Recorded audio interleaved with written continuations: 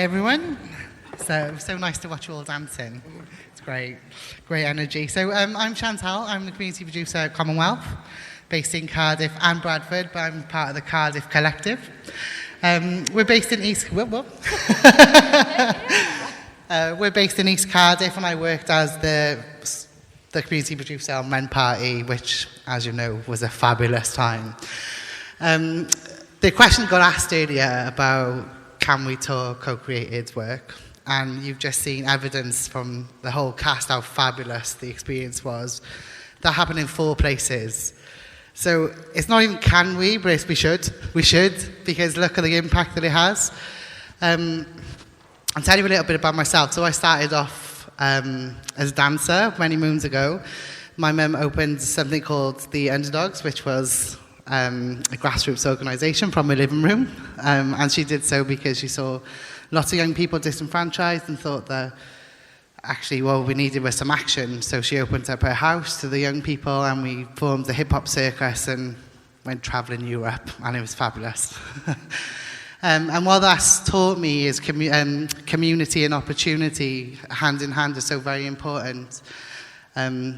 And even the young people that came on the journey with us to the World Championships, and lots happened, scaled really big, but it all came back to community and opportunity is so important. And even the young people that came to the World Championships, it's a test now to say that if they didn't come with us, they would never work on the cruise ships they work on or do all these wonderful things they do. So community intervention, incredible. And that's why I'm so passionate and as a community producer for Commonwealth. I care so much, and I care about my community, which is East Cardiff, where the work happens. That's where I live, for all my sins. And it's an amazing place. There's not a lot of, I suppose, art infrastructure there. It's a bit of an island stuck between 2 places, 2 cities. It's a bit rural, it's a bit city. It's a bit of a strange place. So, yeah, there's not, what we found when we did the baseline evaluation for Moving Roots is that lots of people felt that way. That there weren't enough art there weren't enough art development or opportunity. And then we programmed Darren to come in, and that changed. So I'll tell you a little bit about the effects it's had on East Cardiff, because I think that's really important to talk about the process we went through from casting. What was really important for the cast that came through that process with us, they were with us for a year.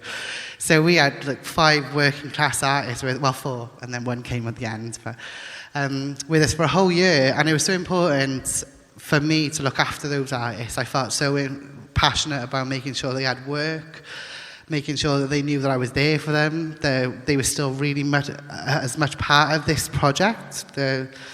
We had started with them all the way through to the end, that it wasn't that they took a 9-month break and then just came in for rehearsals. It was never that. We met every single month. We did some podcasts, which are incredible. Check them out on the website. But those podcasts alone were a chance for the cast to bond together. And as we said earlier, it's a lot about their own personal stories, and it's a chance for them to sit with their own personal stories too. So what does that look like? You know, the whole 9 months of reflecting on your own personal stories with another group of people. And that takes a level of care. So I guess the most important thing for me being the producer on the Men Party was care. So looking after Darren, who had a mammoth task. Like, Darren is incredible. Like, we need to give a round of applause just for Darren and the work that he did the last year. Yeah. Like, he's careful and kind and trusted us to know our places and know our cities, and to do the work behind the scenes that it takes for him to come in and really work with these wonderful people creatively. And there was no ego. It was very much an exchange between all of us, including the cast. So that's an incredible opportunity for these working class artists to go on and be part of that. But it's not even just, I keep saying working class artists, but that's because we're a working class theatre company, and they weren't all working class artists. So, some of the people that were with us wouldn't even classify themselves as artists or put that label on them. So another thing is about breaking down language and breaking down the whole barrier of language. Like, when we did the casting call, people were WhatsApping me their videos. I was on conversations with people 11 o'clock at night saying, you know, this is for you. you're incredible. This opportunity is for you. This is the casting call. We have to be fair, come through this process. But if you need to talk to me about your story and I write it down for you and send it to Darren, and that's what happens. And if we need to start at 11 o'clock at night over a cup of tea, that's what happens, because this is for you. This is your opportunity. So some of those people that came through and got to workshop didn't make it to the end, and that's not because they weren't talented enough. It's because they still felt like this wasn't for them. And I guess that's another thing that we need to note in this whole process, that it takes time. We have to be really invested in our areas and really invested in the people and the artists of that area, because if I stop caring about those people that came through, then who cares to get them through these opportunities? I'm sure someone else would, but for me in my job, I want to keep caring, keep supporting these people and saying, these opportunities are for you. It's just that you weren't ready at that time, or maybe some of the language still felt scary, or the platform felt scary, but it's still yours for the taking. It's just time. So I want to stress that it does take time. It takes patience and care and time. What else do I want to talk about? Oh, and our sounding boards. It's really important that I mention we've got some of them here today, so hey. We set up a sounding board to, in all of our areas, every one of the partners set up a sounding board to influence the work that we're doing. And do you know what? They were the biggest help, because they're in touch with all of their friends and family. It's not just their perspective, because we had 9 people from all different demographics. The best 9 people, residents of the area, but it's their friends and family, and it's their outsider perspective. They're not in the arts world. They just, they love the arts, and that's why they're part of it. But David works for a university, so his perspective in that and feeding into what we're doing is just invaluable. And they've seen us through the pandemics, talking to us about how life was, how speaking to them in meetings, it's how's life for you and the kids, and completely shaped our activity and program, because we knew on the ground what was happening. It was so important. They became our front of house for our show. So, well done, Callum. So yeah, that was amazing. And we spoke earlier about it being at the Conservative Club, and there's a very distinct reason for that. And not just for the irony, but there is no arts venues in East Cardiff at all. So we're talking all the time about we want to get people who don't go to the theatre into the theatre. What we wanted to do was take the theatre to the people, and therefore where we have our funerals and our weddings and our 40th parties where people have got up and sing really bad karaoke. Places where I guess they would think is their own home in a certain way. It's not intimidating to them. So we had a Conservative Club, and it was great. In the Margaret Thatcher room, and it was great. It was small and intimate, and it was amazing. I think that's it, I guess. Oh, and the other thing that I wanted to talk to you about was an audience member that came along that vein, who can't really access theatre because of her caring responsibilities. So it's not about her finding theatre intimidating, but more about her lifestyle doesn't afford her to be able to take so much time out of her day that she can go to theatre. So she came to the show, and afterwards said it was I felt like I was at the West End, which is incredible. That quality art came to East Cardiff, and she felt like she was in the West End. And her exact words were, it felt like Stuart took us to a house party, then he took us back to the theatre, then he took us to the club, and then he took us to church. To the kitchen. Then we ended in the kitchen.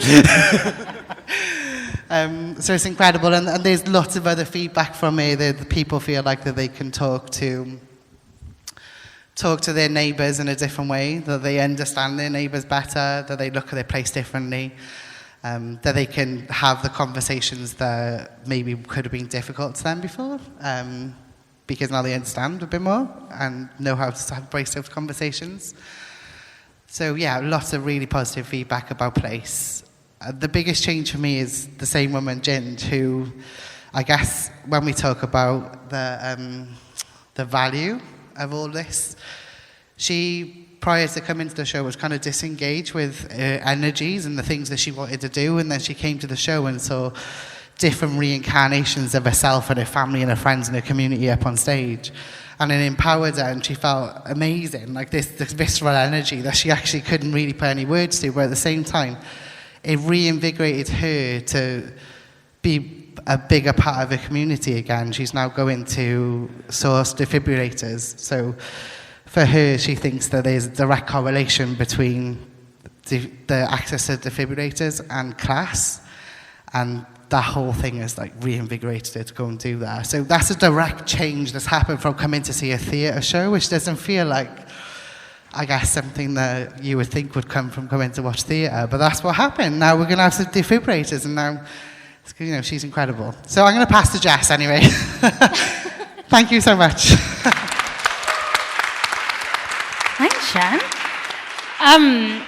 It's really remarkable because we've been doing this since the sort of end of 2019, and so just today, from listening to you and the cast up here before. Who is Jess? Who is Jess? Well, I was just going to add a disclaimer that there are lots of things that I want to say, so forgive me if it falls out of my noggin.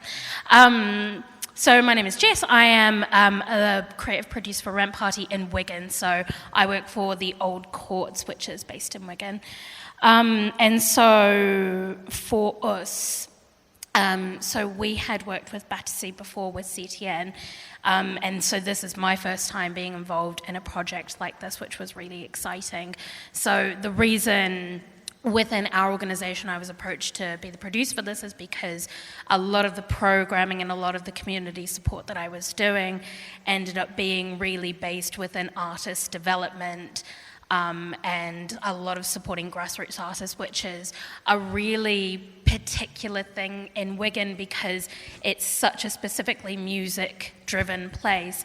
And for us at the Old Court, so a lot of our backbone is being what was effectively a music venue that was really trying to engage with theatre and learn a lot along the way.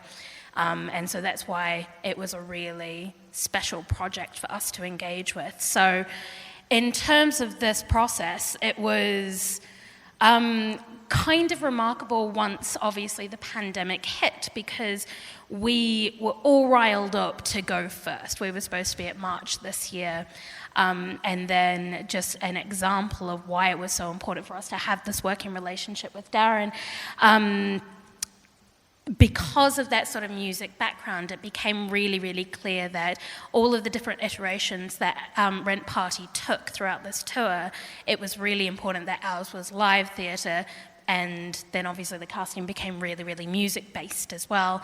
And so the fact that we then had the show, which was about 3.5 weeks ago now, so we're still buzzing and kind of shaking from that. So the reason that we, like the autonomy that we sort of had and being able to make those decisions to end up going last was so important for the show that ended up coming from the other side of it. So like a little bit about the way that, I'm gonna level with you. I learned a lot about our casting from Shan because of the way that you were engaging with all of the artists and bringing in a lot of people, because I think that was a big part of the project, was that we wanted to remove a lot of those barriers between a lot of audience members and artists who don't feel like the theatre is for them. It's not categorically a space for them for a lot of reasons. And so for us to sort of figure out what those reasons are and do our best to build those bridges. And so when you were putting all of this effort and telling us about these thousands of WhatsApps that you were getting and things, and all of these really incredible people who you already knew were in your community, and you felt so compelled to gas them up and say, yes, this is you, that was a really exciting sort of learning moment for me personally. So thanks for that. You learned to stalk people. Which I guess is probably another really beautiful testament to the way that this project is starting to function as a network. This has been a really shared learning experience, and we're really looking to one another and every person who's involved in this as a resource. So that's really exciting for me as somebody who's learning a lot about this as we go. This is true. And the network obviously affords, as you said, we heard earlier, the cast they get the access to the entire network too. So Yeah. all of our casts have all had opportunities from this, and always the sounding boards from Cardiff are here today, bigger network for them too. So yeah, it's a lot of learning, a lot of sharing, which feels incredible, and lots of opportunities. Yeah, and so when we went through like the casting process, because we were supposed to be, it was Cardiff and Wigan who actually had very early casts, because it was before we obviously reconfigured the year and the tour. And so a lot of the cast, again, because our organisation at the Old Courts works a little bit differently to these other to the other partners, because we're already this great big whopping stone building, this very sort of brick and mortar thing that gets a lot of like preference, which isn't truly fair. This idea that we exist to sort of sit there and let people come in and see an art. And so it's actually really nice that people are then all of a sudden engaged to actually come in and utilize this as their space.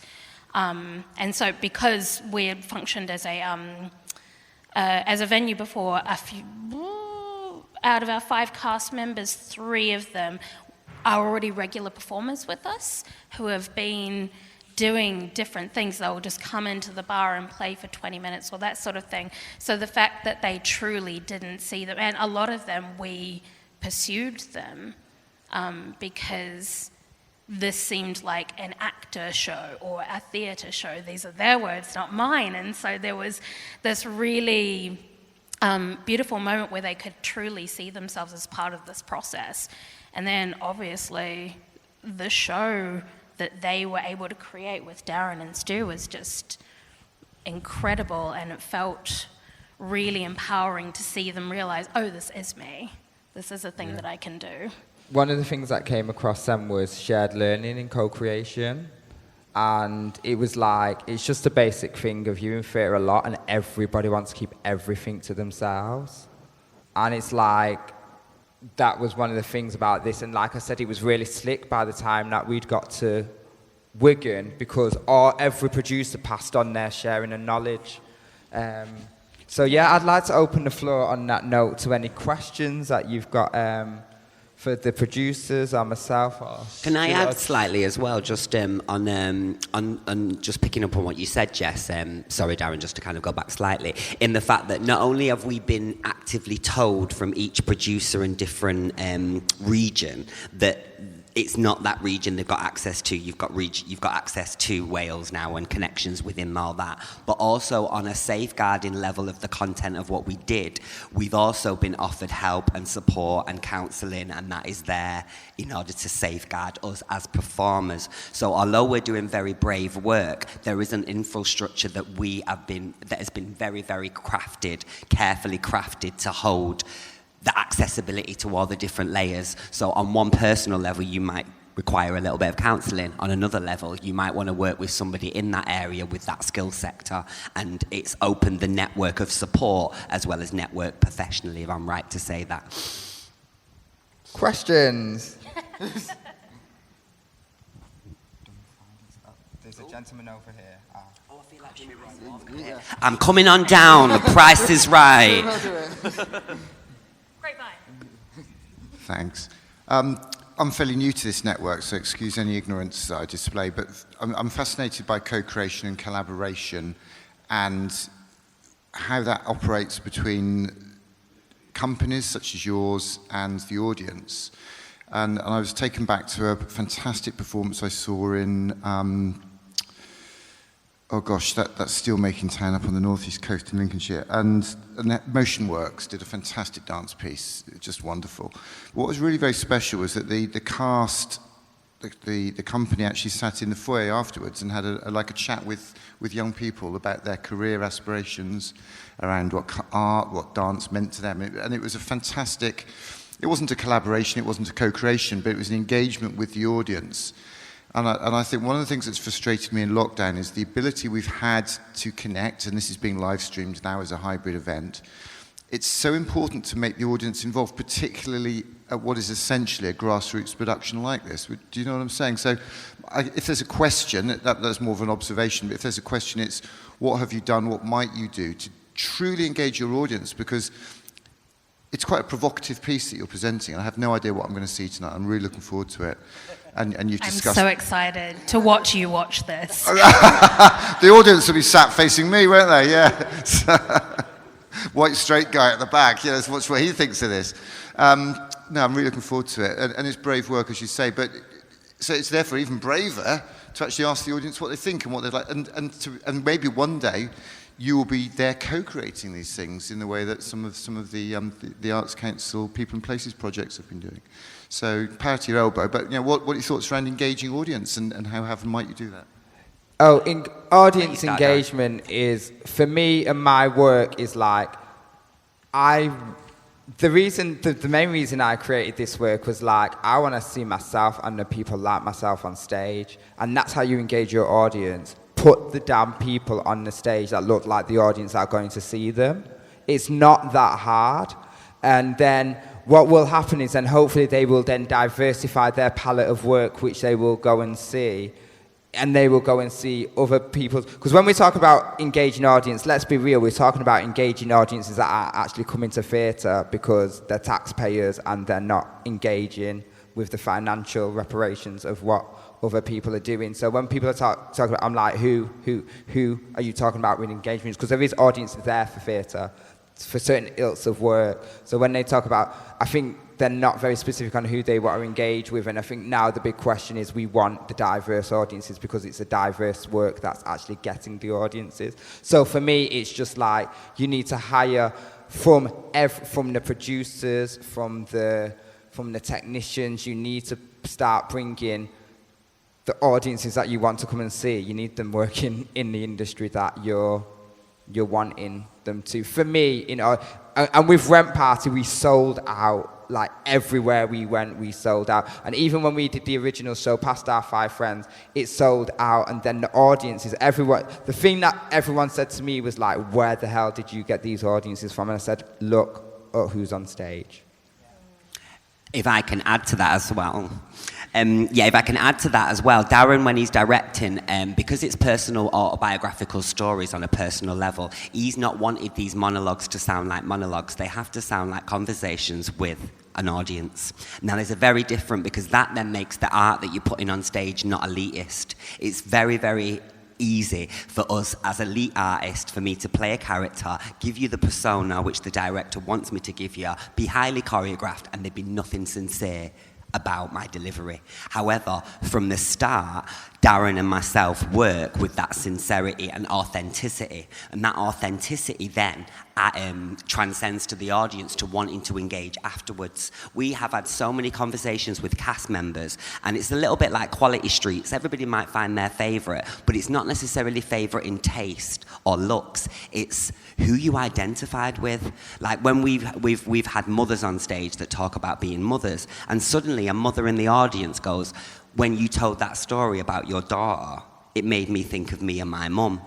So these stories are authentic, and then that's an authentic connection that when I'm going to the bar and having my Pinot Grigio, that means that Joe Bloggs or, do you know what I mean, Sally from over the road goes, can I just say, that story you told about the drag queen being in a domestic violence thing, really? So what's happened is, this piece is possibly more one of those one-on-one things where we as a cast go into the audience, and the audience will find who they've gravitated towards and learned something from to engage with a further development of that connection. And that's why it's not an elitist show. We're inviting you to talk to us because we're talking about what our experience is, and that can only do the opposite, which is now you share your experience. Yeah. And it's the stories that are told by the people who are telling them. Basically, it's like we need different stories to diversify our audiences. I have 5 very different stories, and it's like we need new stories, and the only way that you get new stories is by new people and giving them access into those spaces. I think also in terms of the way that the audience is specifically engaged when they're watching this piece. So I can only speak to, like with Wigan, we had no actors in our cast. And so the performers who were very musical actually put the most work into their monologues because they were so like, that was such a break in the way that they generally perform. We were asking them to flex an artistic muscle that they didn't, I don't want to say that they didn't know that they had, but just they had to perform really categorically differently. And so I think that their presence sort of after that show and the way that they would flick between, and now I'm doing my monologue, and now I'm doing my monologue, and now I'm singing. And then you saw themselves and you saw the work, so that then obviously when they're at the bar afterwards, gosh, there's a lot of sitting at the bar afterwards and rap Lots of party, people isn't drinking. yeah. The way that they sort of brought the audience in was through their stories, but then, cool, what do we want to talk about? How can I actually uplift you as an artist? Well, here's my Spotify, here's my Bandcamp sort of thing. And figuring out these different muscles that they didn't realize they had as artists. And can I say, the monologue, I've wrote a couple of the monologues. Some of those monologues that they have wrote are the most brilliant monologues I have ever heard. And the first thing they would go is, I'm not a writer, and I'm like, what is a writer? Because we've got such a construct in theatre that this is the way a show is done. A writer has this role. This is the way that a monologue should start and have a demeanor and an ending. And the monologues is from like the dancers, the singers. I was shocked at the kind of the calibre and level of like writing, and some of them, and like Darnell, he was like he's dyslexic and wrote one of the best kind of and he wrote it in his way, and I was like, this is brilliant, and it's nuanced and it's personal, and it was just giving them that license. And I would say, you're a writer, because this is better than a lot of the stuff that I work on by some very well paid writers. But yeah. And even down onto a neurodivergent level, giving the people the opportunity to write without any sort of kind of rigid approach to it is actually the magic of what they produced. Like, if we would have gone, well, that's not really English and that doesn't really, do you know what I mean? Actually, I think we had several, I'm dyslexic, heavily dyslexic. I know Jude was, Darnell was, a lot of us throughout the different literations. So I think it was allowing people to almost approach writing in their way is what actually is so beautiful about hearing it. When Jamie from Wigan writes about his level of neurodivergence and his ethnicity, and how they were two separate constructs that he couldn't get his head round, but then realised that they were both intrinsically involved with being him. Now, when you hear the journey of them discovering themselves through that, it sent shivers down my spine every time I heard that monologue. And yeah, I think that's my point. They could deliver, they could deliver. Is there any more? Oh, Chantal. Yeah, sorry, I was going to go back to the audience question. I think it's important that every single decision you make from the start is, who do you want to be in the room to watch the show? So I think that's, for me, is the key. Like, we wanted local people to be in watching the show. Where do we put it? The venue is byproduct of that. The other thing is, I was inviting them, Ree was inviting them. We're from the place, we're of the place. We're not trying to represent anyone. We're super present in our community. And we're asking them to come and see something. It's our level of trust. Is if you think it's great, it must be great. But not saying just because it's me, but it's because I'm part of that community. So it's something about having someone who's part of that community as part of the creative team really helps. Really helps with the trust and the exchange.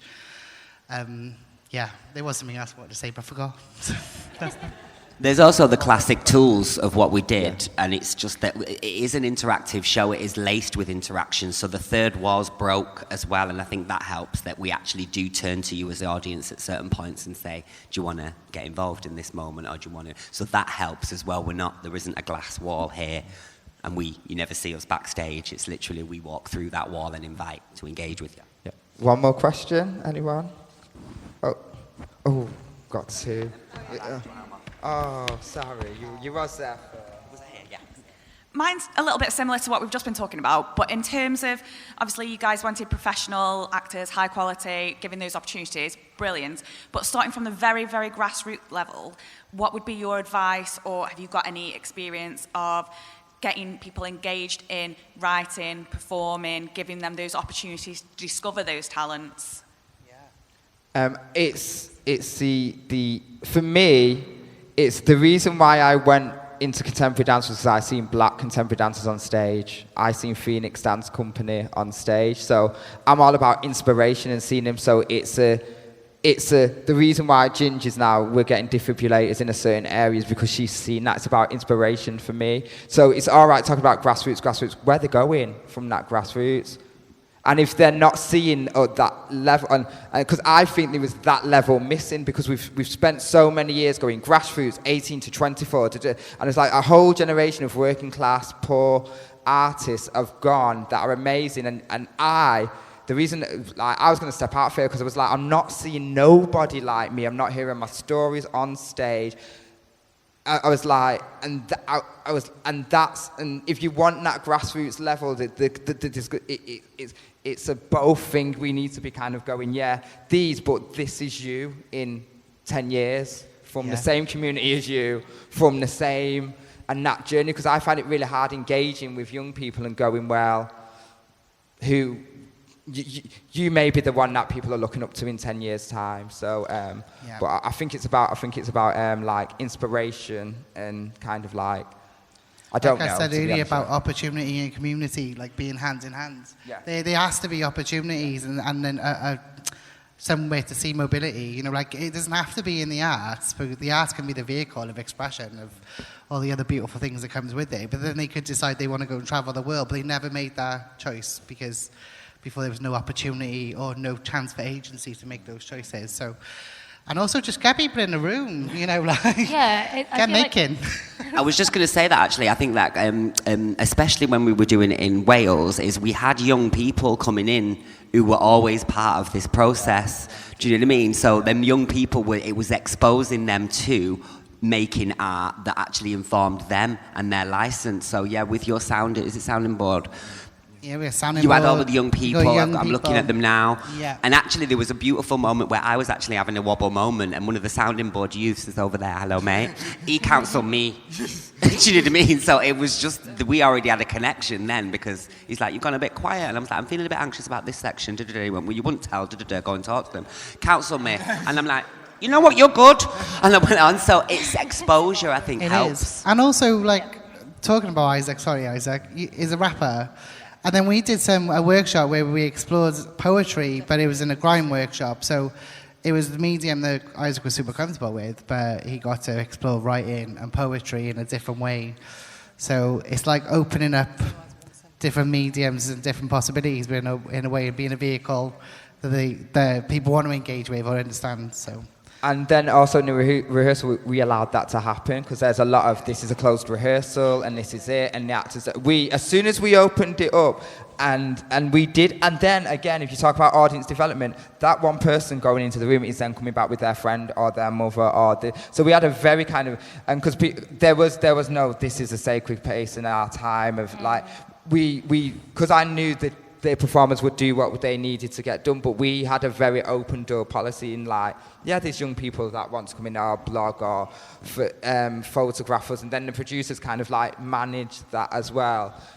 So that did help, because we did have I think in every venue we had, and not just young people, it was just like mothers on breaks, and it's like, writing a blog on us, somebody doing a journalistic bit, somebody doing that.